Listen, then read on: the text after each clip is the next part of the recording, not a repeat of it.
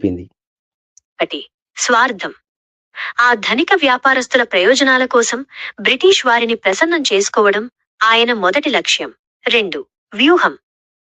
British వారి సైన్యానికి జులు యుద్ధంలో సాయం చేయడం ద్వారా ఈ వ్యాపారస్తులకు బ్రిటిష్ ప్రభుత్వంలో మంచి స్థానం కల్పించాలని ఆయన చూశారు.